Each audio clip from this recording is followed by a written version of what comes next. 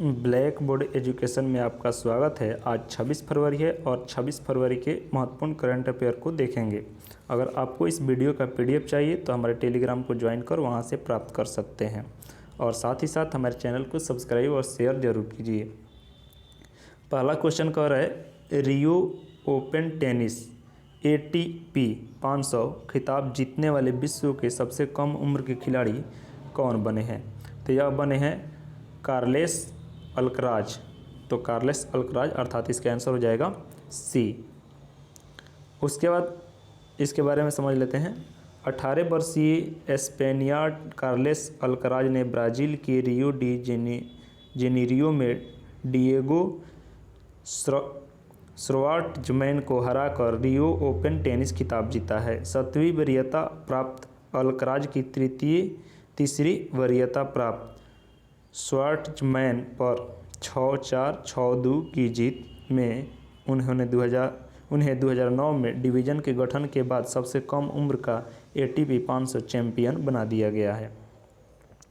अब दूसरा क्वेश्चन कह रहा है, शिक्षा मंत्रालय ने राष्ट्रीय उच्चतर शिक्षा अभियान योजना को कितनी अवधि तक जारी रखने की मंजूरी दी है?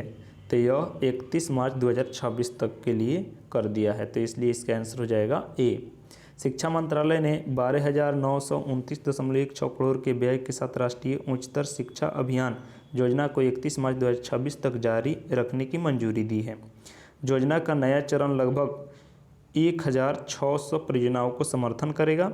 12,929.16 करोड़ रुपये के खर्च से केंद्र 8,120.97 करोड़ रुपये और राज्य 4,808.19 करोड़ रुपये खर्च करेगा। इसके बाद कह रहा है, राष्ट्रीय उच्चतर शिक्षा अभियान रूसा। राष्ट्रीय उच्चतर शिक्षा अभियान 2013 में शुरू किया गया था। यह राज्य सरकार को विश्वविद्यालय और कॉलेजों को वित्त पोषण प्रदान करने के लिए एक केंद्र प्रायोजित योजना है। इसका उद्देश्य राज्य संस्थाओं की गुणवत्ता में सुधार करना और संबद्धता, शैक्षणिक और परीक्षा प्रणाली में सुधार सुनिश्चित करना है। तीसरा क्वेश्चन है, बेटी बचाओ बेटी पढ़ाओ योजना की नई ब्रांड एम्बेसडर कौन बनी है? तो ये बनी है तनिष्का कोटिया और दूसरी है रिद्धिका कोटिया।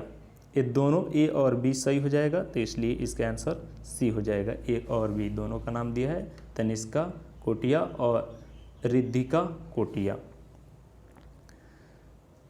अंतर्राष्ट्रीय शतरंज खिलाड़ी महिला FIDE मास्टर्स तनिका कोटिका और उसकी बहन रिद्धिका कोटिका को हरियाणा के गुरुग्राम जिले के लिए बेटी बचाओ बेटी पढ़ाओ योजना के ब्रांड एम्बेसडर नियुक्त किए गए हैं। तनिष्का कोटिया ने 2008 में सबसे कम उम्र की शतरंज खिलाड़ी होने के लिए लिम्का बुक ऑफ रिकॉर्ड जीता। वे हरियाणा राज्य से ताल्लुक़ रखते हैं। तनिका कोटिका 2019 में जारी अंडर 16 श्रेणी विश्व शतरंज महासंघ रैंकिंग में देश के दूसरे स्थान पर है। उसके बाद चौथा क्वेश्चन है, वित्तीय स्थिरता और विकास परिषद FDSE की 25वीं बैठक कहाँ आयोजित हुई है? तो यह मुंबई में हुई है, तो इसलिए इसका आंसर हो जाएगा C, मुंबई महाराष्ट्र। मुंबई में वित्तीय स्थिरता और विकास परिषद की 25वीं बैठक का आयोजन की गई है। यह बैठक वित्त मंत्री निर्मला सीतारमण की अध्यक्षता में हुई। परिषद ने FSDC के विभिन्न जनादेश के साथ साथ महत्वपूर्ण मैक्रो वित्तीय चिंताओं पर चर्चा की, जो कुछ घरेलू और वैश्विक विकास के परिणामस्वरूप उत्पन्न हुई है। पांचवा क्वेश्चन है, नदियों में night navigation mobile app launch करने वाला भारत का पहला राज्य कौन सा बना है? तो यह राज्य है असम, तो इसका आंसर हो जाएगा C। असम के मुख्यमंत्री हेमंत बिस्वा शर्मा ने गुवाहाटी असम में ब्रह्मपुत्र नदी पर नौका सेवाओं के लिए भारत का पहला night navigation mobile application launch किया है। इसे राज्य परिवहन विभाग द्वारा IIT मद्रास के प्रमुख वैज्ञानिक राजू के सहयोग से विकसित किया गया था। गुवाहाटी और उत्तरी गुवाहाटी के बीच IWT अंतर्देशीय जल परिवहन नौका की पहली रात की यात्रा 19 फरवरी 2022 को शुरू हुई थी। अब असम के बारे में देख लेते हैं। असम की राजधानी है दिसपुर। और मुख्यमंत्री हेमंत बिस्व शर्मा और गवर्नर है राज्यपाल हैं जगदीश मुखी तथा चीफ जस्टिस हैं सुधांशु धौलिया। नेशनल पार्क है Kaziranga national park, Nameri national park, Manas national park, एक महत्वपूर्ण नेशनल पार्क है। उसके बाद कह रहे हैं माजुली जो द्वीप है यह विश्व का सबसे बड़ा नदी द्वीप है, यह भी असम में है ब्रह्मपुत्र नदी पर। और जो फेमस है काजीरंगा नेशनल पार्क एक सिंह वाले गैंडा के लिए, वह भी असम में स्थित है। उसके बाद है बिहू। बिहू यहाँ का फेमस फेस्टिवल है, प्रमुख त्यौहार है असम का। और इससे पड़ोसी जो देश लग रहे हैं असम से वे 2 देश हैं, भूटान और बांग्लादेश। लोकसभा की 14 सीटें हैं असम में और राज्यसभा की 7 और विधानसभा की 126 सीटें हैं। 7 पड़ोसी स्टेट इसके जो प्रांत हैं भारत के 7 प्रांत इससे लग रहे हैं, पश्चिम बंगाल, उसके बाद मेघालय, त्रिपुरा, मणिपुर, नागालैंड, अरुणाचल प्रदेश और मिजोरम। ये 7 स्टेट जो है असम से लगते हैं। एयरपोर्ट है गोपीनाथ बारदोली इंटरनेशनल एयरपोर्ट जो गुवाहाटी में है, यह भी असम में स्थित है। उसके बाद कह रहा है कि भूपेन हजारिका पुल जो ब्रिज है यह भी असम में है, जो लोहित नदी पर है, जिसकी लंबाई 9.15 किलोमीटर है और यह इंडिया का सबसे लंबा पुल हो गया है। इसके बाद छठा क्वेश्चन है हिमाचल प्रदेश का पहला जैव विविधता पार्क किस जिले में बना है? तो इसका आंसर हो जाएगा मंडी, बी मंडी होगा, बी ऑप्शन सही हो जाएगा। अब हिमाचल प्रदेश के बारे में भी देख लेते हैं। इसकी राजधानी है शिमला और मुख्यमंत्री है जयराम ठाकुर तथा गवर्नर है राजेंद्र विश्वनाथ अर्लेकर और चीफ जस्टिस है मोहम्मद रफ़ीक। और कुछ झील है सूरज ताल, उसके बाद नाको झील और रेणुका झील, उसके बाद है भृंगु झील, ये सभी जो है हिमाचल प्रदेश में स्थित है। और जो दर्रा है जैसे रोहतांग दर्रा, सिपकिला दर्रा और बल्लाचा दर्रा, यह भी हिमाचल प्रदेश में स्थित है। लोकसभा की 4 सीटें और राज्यसभा की 3 सीटें तथा विधानसभा के 68 सीटें हिमाचल प्रदेश में स्थित हैं।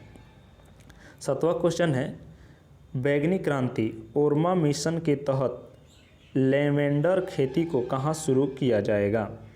तो इसका आंसर हो जाएगा रमोन जम्मू कश्मीर, सी इसका आंसर हो जाएगा।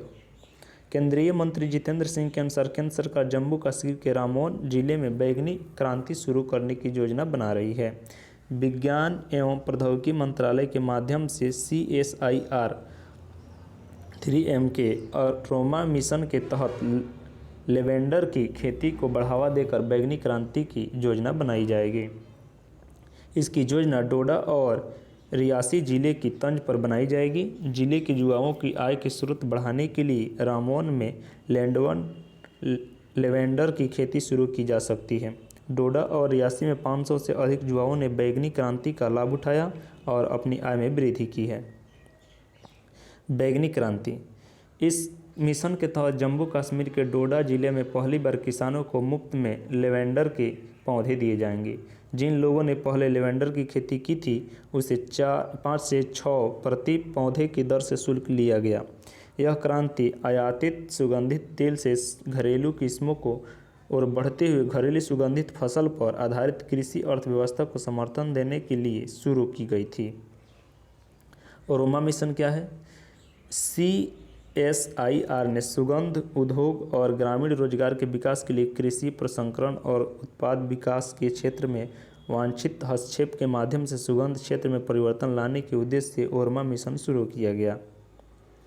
8वां क्वेश्चन है किस देश ने नई नौसेना वायु रक्षा प्रणाली सी डोम का सफल परीक्षण किया है? तो इसका आंसर हो जाएगा बी इजराइल।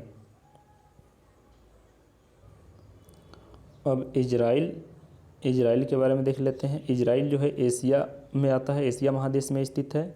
इसकी राजधानी है जेरूसलम और करेंसी है शेकेल, इजरायली शेकेल। और प्राइम मिनिस्टर है नेफ्तनी बेनेट और प्रेसिडेंट है इसाक हरगोज तथा पार्लियामेंट का नाम है नेसेट। और सबसे लंबी नदी है जॉर्डन नदी जो इजराइल में है। उसके बाद कह रहा है कि लॉन्गेस्ट माउंटेन रेंज, यह है माउंट हर्मोन और यहूदियों का यह देश है इजराइल। तो इस देश में यहूदी धर्म के लोग रहते हैं। उसके बाद 9वां क्वेश्चन है, निम्न में से किस देश ने हाल ही में हाइड्रोजन से चलने वाली अपनी पहली ट्रेन लॉन्च की है?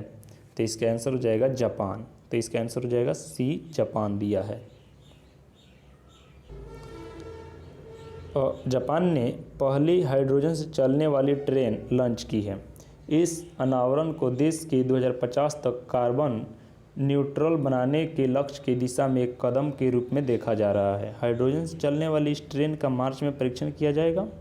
हाइवरी नामक 2 कारों वाली इस ट्रेन की कीमत 35 बिलियन अमेरिकी डॉलर या 4 बिलियन येन से अधिक है और यह हाइड्रोजन ईंधन भरने पर 100 किलोमीटर प्रति घंटे की टॉप स्पीड से 140 किलोमीटर या 87 मील तक जा सकती है।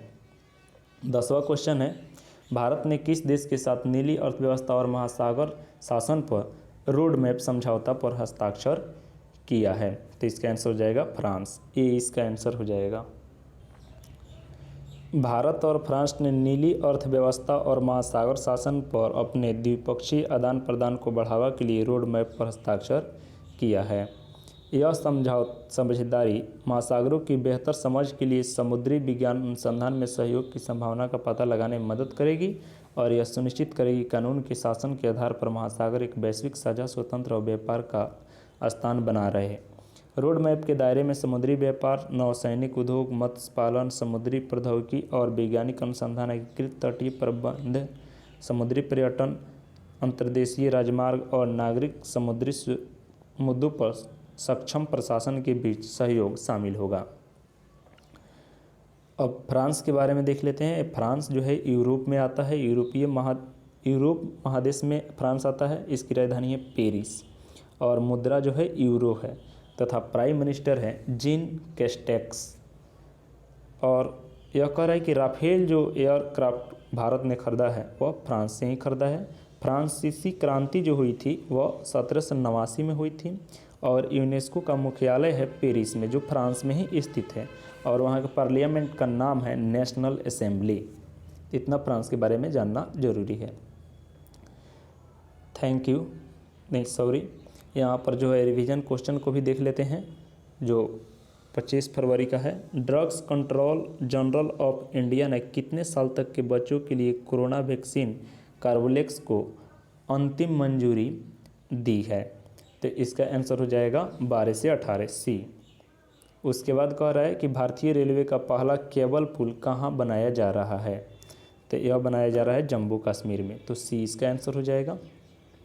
उसके बाद कह रहा है अंतर्राष्ट्रीय ओलंपिक समिति एथलीट आयोग के नए अध्यक्ष कौन बने हैं? तो एमा टेरहो। तो एमा टेरहो ये इसका ऑप्शन हो जाएगा।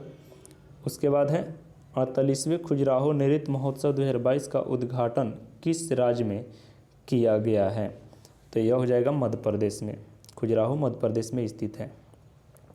बासमती चावल के बाद अब देश ने हिमालयी गुलाबी नमक को भौगोलिक संकेत के रूप में पंजीकृत करने का फैसला किया है। तो यह किस देश ने किया है?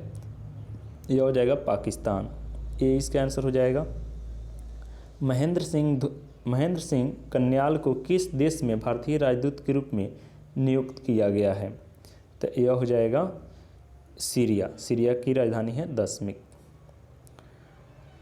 विश्व चिंतन दिवस 2022 कब मनाया गया है?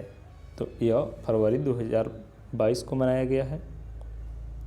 ये इसका आंसर हो जाएगा। उसके बाद कह रहा है भारत की पहली जैव सुरक्षा स्तर 3 नियंत्रण मोबाइल प्रयोगशाला का उद्घाटन कहाँ किया गया है?